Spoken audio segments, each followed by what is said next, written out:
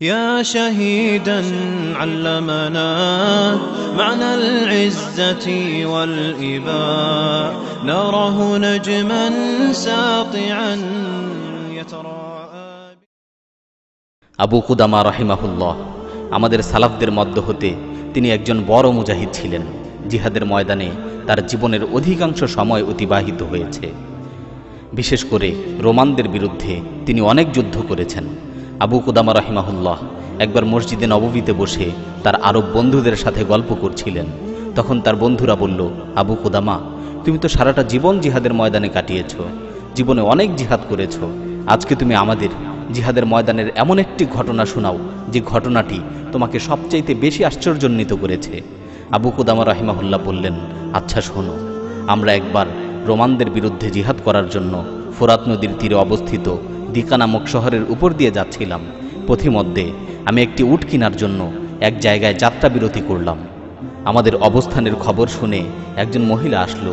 সে আমার সাথে দেখা করলো এবং বলল, আমার স্বামী জিহাদের ময়দানে শহীদ হয়েছেন, আমার কয়েকজন ছেলেও জিহাদের ময়দানে শহীদ হয়েছে, আমার কয়েকজন ভাই ছিল, তারাও জিহাদের ময়দানে শহীদ হয়ে গেছেন।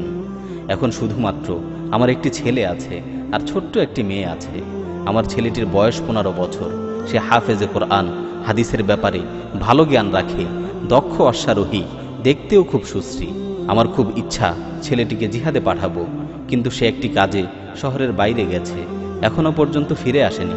অপেক্ষায় আছি, সে আসলে আপনার সাথে জিহাদে পাঠিয়ে দিতাম। আর এখন আপনাকে দেয়ার মতো আমার ঘরে কিছুই নেই। আফসোস, এত মহান একটি জিহাদ হচ্ছে আর আমি এটা থেকে বঞ্চিত থাকব, এটা তো কিছুতেই হতে পারে না। তখন তিনি ধুলোয় মাখা কয়েকটি মাথার চুল দিয়ে বললেন, এই চুলগুলোকে ঘোড়ার লাগাম হিসাবে ব্যবহার করবেন, যাতে এই বরকতময় জিহাদে অংশগ্রহণ করা থেকে আমি কিছুতেই বঞ্চিত না হই। আবু কুদামা রাহিমাহুল্লাহ বলেন, আমি চুলগুলো নিলাম এবং তার ছেলেকে দেখার জন্য কিছুক্ষণ অপেক্ষা করলাম, কিন্তু তার আসতে দেরি হচ্ছে দেখে আমরা গন্তব্যের দিকে রওয়ানা হয়ে গেলাম। অনেক পথ অতিক্রম করার পর দেখতে পেলাম পিছন দিক থেকে একজন অশ্বারোহী ধুলো উড়িয়ে ঊর্ধ্বশ্বাসে ছুটে আসছে। কাছে আসার পর সেই অশ্বারোহী যুবক আমাকে চাচা বলে ডাক দিল এবং পরিচয় দিয়ে বলল, আমি ওই মহিলার সন্তান যিনি আপনাকে জিহাদের জন্য চুল দান করেছেন। আমি আপনার সাথে জিহাদে অংশগ্রহণ করতে চলে এসেছি। আবু কুদামা রাহিমাহুল্লাহ বলেন, আমি লক্ষ্য করলাম যে ছেলেটি একেবারেই ছোট, 14-15 বছর বয়স হবে মাত্র, আর জিহাদ তো তার উপর আবশ্যকও নয়। তাই আমি তাকে লক্ষ্য করে বললাম, বাবা, তুমি বাড়িতে ফিরে যাও, তোমার মায়ের তো কেউ নেই, তুমি বাড়িতে গিয়ে তোমার মায়ের পাশে থাকো, মায়ের খেদমত করো, মায়ের দেখাশোনা করো। তুমি আপাতত ফিরে যাও, পরে বড় হয়ে জিহাদে অংশগ্রহণ করো। ছেলেটি বলল, চাচা, আমার মা আমাকে শেষ বিদায় দিয়েছেন, তিনি আমাকে আপনার সাথে জিহাদে যেতে বলেছেন, আর আমি ভালো ঘোড়সাওয়ার ও দক্ষ তীরন্দাজ। আপনি আমাকে সাহসী যোদ্ধা হিসাবে পাবেন, কখনো যুদ্ধ থেকে পৃষ্ঠ প্রদর্শনকারী হিসেবে পাবেন না। আপনি আমাকে সাথে নিয়ে নিন। অনেক কাকুতি মিনতি করার পর আমি তাকে সাথে নিয়ে নিলাম। আমরা কিছু পথ অতিক্রম করে এক জায়গায় তাঁবু গাড়লাম ও যাত্রা বিরতি দিলাম। মুজাহিদিনরা সবাই রোজা রেখেছিলেন, তাই সফর করে সবাই ক্লান্ত পরিশ্রান্ত। বিকালবেলা খাবার রান্না করতে হবে। ছেলেটি বলল, চাচা, আপনারা সবাই রোজা রেখেছেন, আপনারা তো ক্লান্ত, তাই দেন, রান্না বান্নার কাজটা আমিই করি। সে জোর করে বলল, তাই রান্নার দায়িত্বটা তাকেই দেয়া হলো। মুজাহিদিনরা ঘুমিয়ে পড়লেন। রান্না করে এক পর্যায়ে সেও ঘুমিয়ে পড়ল। আবু কুদামা রাহিমাহুল্লাহ বলেন, আমি ঘুমন্ত অবস্থায় ছেলেটির দিকে তাকিয়ে দেখলাম সে ঘুমের মাঝে মিটমিট করে হাসছে। আমি অন্যান্য মুজাহিদ সাথীদেরকেও বিষয়টি দেখালাম। ছেলেটির ঘুম ভাঙার পর তাকে জিজ্ঞাসা করলাম, তুমি হাসছিলে কেন? সে বলতে চাইল না। অনেক জোরাজুরির পর সে বলল, আমি দেখলাম স্বর্ণ রৌপ্য দ্বারা নির্মিত বিশাল একটি প্রাসাদ। প্রাসাদটি দেখতে খুবই মনোরম ছিল, চাঁদের নেই উজ্জ্বল।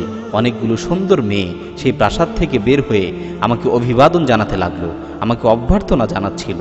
তাদের মধ্য থেকে একটি মেয়ে আমাকে ডাক দিয়ে বলল, হে মার্জিয়ার স্বামী, মার্জিয়া উপরে আছে।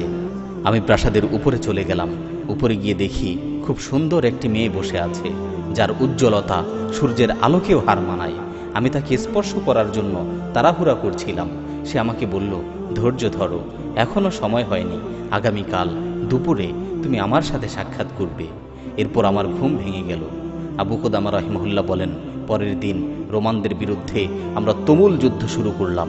এক পর্যায়ে আমরা বিজয় লাভ করলাম, রোমানরা পরাজিত হলো। যুদ্ধ শেষে দেখা গেল আমাদের অনেক সাথী আহত হয়ে ময়দানে পড়ে আছে। সাথীরা তাদেরকে তুলছে, আমিও আহত সাথীদের মাঝে মনে মনে ওই ছেলেটিকে তালাশ করছিলাম। চারদিক ঘুরে ঘুরে দেখছিলাম সে কোথায় আছে, কিন্তু তাকে খুঁজে পাচ্ছিলাম না। হঠাৎ দেখতে পেলাম সেই ছেলেটি রক্ত মাখা অবস্থায় পড়ে আছে। আমি দৌড়িয়ে ওর কাছে গেলাম। ও আমাকে লক্ষ্য করে বলল, চাচা, আমি তো শহীদ হয়ে যাচ্ছি। আমার এই রক্ত মাখা জামাটা আমার মাকে নিয়ে দিবেন, আর বলবেন আপনার ছেলে তার ওয়াদা পূর্ণ করেছে, সে লড়াই করতে করতে বিজয় এনেছে, সে পিছু হটেনি। এতে করে আমার মা সান্ত্বনা পাবে। আর বাড়িতে আমার ছোট একটা বোন আছে, বাড়িতে তো কেউ ছিল না, তাই ও আমার কাছেই থাকতো। আমি ওকে অনেক আদর করতাম। ও আমাকে বাড়ি থেকে বের হতে দিত না, সবসময় ভাইয়া ভাইয়া বলে ডাকতো। আপনি যখন বাড়িতে যাবেন তখন আমার ছোট বোনটাকে একটু সান্ত্বনা দিবেন, আর আমার মাকে সান্ত্বনা দিয়ে বলবেন আমি শহীদ হয়েছি, আপনি সৌভাগ্যবান শহীদের মা। আর চাচা, আমি যে আপনাকে স্বপ্নে দেখা মার্জিয়ার কথা বলেছিলাম, মার্জি আমার মাথার পাশেই দাঁড়িয়ে আছে, সে আমার জন্য অপেক্ষা করছে। এই বলে ছেলেটি শহীদ হয়ে গেল। আবু কুদামা রহিমাহুল্লাহ বলেন, পরবর্তীতে আমরা যখন ফিরে আসছিলাম তখন সেই ছেলেটির বাড়িতে গেলাম। বাড়িতে গিয়ে দেখি দরজায় ওর ছোট বোনটি দাঁড়িয়ে আছে। আমি ওকে বললাম, তোমার মাকে ডাকো।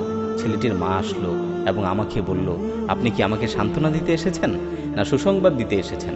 আমি জিজ্ঞাসা করলাম, সান্ত্বনা কোনটা আর সুসংবাদ কোনটা?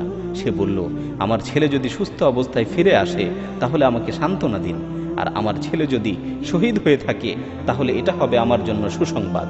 আবু কুদামা রাহিমাহুল্লাহ বললেন, আলহামদুলিল্লাহ, আপনার ছেলে বীরত্বের সাথে লড়াই করতে করতে আল্লাহর রাস্তায় শহীদ হয়েছে, সে পিছু হটেনি।